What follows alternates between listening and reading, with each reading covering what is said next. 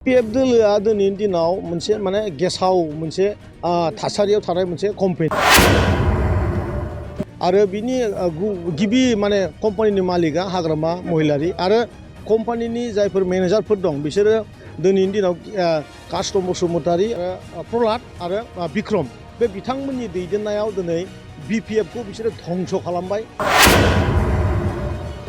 बिनि फिथाइखौ मुसलपुरनि रायजोआ बे बारनि फैगौ BTC इलेक्सनाव 50,000 भट आरो खनसे खोनासंबाव बे बुंनायनि उनाव बेयो मुसलपुर समस्तियाव 50,000 भटजों फिननाय होनो जोंनि मुसलपुरनि रायजो राजाफ्रा नेनानै दंबाय थायो बै दिनखौ।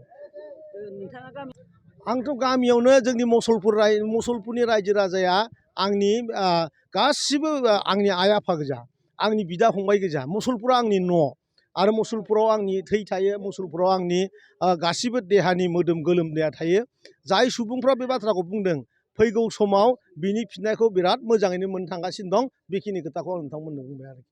PF दोलोआ दिनैनि दिनाव मोनसे माने गेसाव मोनसे थासारियाव थानाय मोनसे कम्पानि आरो बिनि गिबि माने कम्पानिनि मालिकआ हाग्रामा महिलारि आरो कम्पानिनि जायफोर मेनेजारफोर दं बिसोरो दिनैनि दिनाव कास्टम बसुमतारी आरो प्रकाश आरो प्रहलाद आरो बिक्रम बे बिथांमोननि दैदेननायाव दिनै BPFखौ बिसोरो धंस खालामबाय। BPFआ नंगौ मोनसे समाव जोंनि BTC सुक्तिनि उनावनो बिसोरो गुदि मोनसे गोरा मोनसे राजखान्थिमोन, खिन्थु दिनै फैयै फैयै दिनै 20 बोसोरनि उनाव बिथांमोननि दोलोआव गोलैला।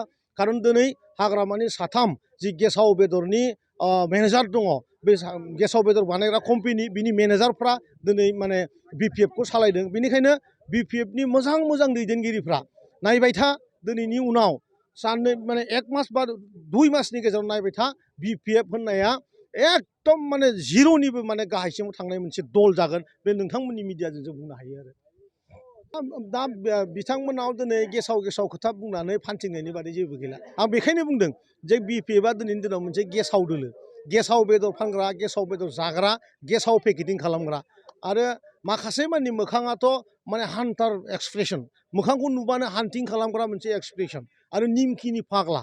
निमखिखौ मिथिया होमबा? बे साहा दखानाव थाग्रा निमखिया, बे निमखिनि फाग्ला गोजा। थ' बे निमखि फाग्लाफोरनि खोथाफ्रा बेबायदिनो जानो हागौ, बेनिफ्राय बेलेग मोजां खोथा जानो हाया। आरो गेसाव बेदर बानायग्रा फेक्टरिनिफ्राय मोजां पेकेटिं मोजां बेदर मालाबाबो फैनो हाया। BPFआ दिनैनि दिनाव गेसाव बेदर बानायग्रा मोनसे कम्पानि।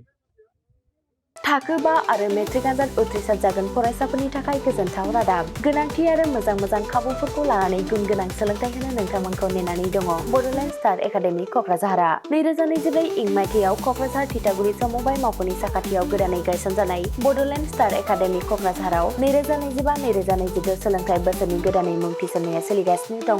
बड'लेण्ड स्टार एकाडेमियाव 6 थाखोनिफ्राय 9 थाखोसिमनि फरायसाफोरा बर' बिजोङाव आरो 11 थाखोनिफ्राय 12 थाखोसिमनि फरायसाफोरा बर' बिजों आरो इंराजि बिजोङाव मुं थिसननो हागोन। बेनि थाखाय आर'ज बिलाइ आरो फान्डुलिपि बिलाइगासिनो दङ। 11 थाखोनिफ्राय 12 थाखोसिमनि फरायसाफोरनि थाखाय आखा-फाखा आरो रोंगौथि गोनां फोरोंगिरिफोरखौ लानानै साइन्स, कमार्स एन्ड आर्टस मोनथाम स्ट्रिमनि सायाव फरायसाफोरखौ गुन गोनां सोलोंथाइ होनानै बायदि बिथिंजों सोरगिदिं जौगाखांनाय लाबोनो साखाफारा क'क्राझारनि थिथागुरियाव थानाय बड'लेण्ड स्टार एकाडेमिया।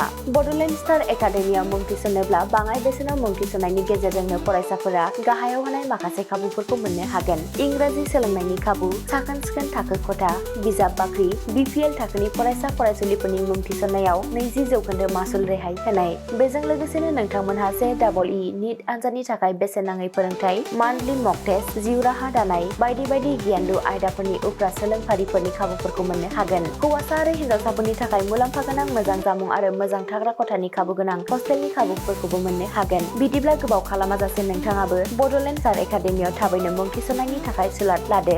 आबुङै मिथिनो थाखाय जानबुं अनजिमा 6000349997 एबा 7638008149 एबा 6003494371 आव फोनांजाब खालामदो।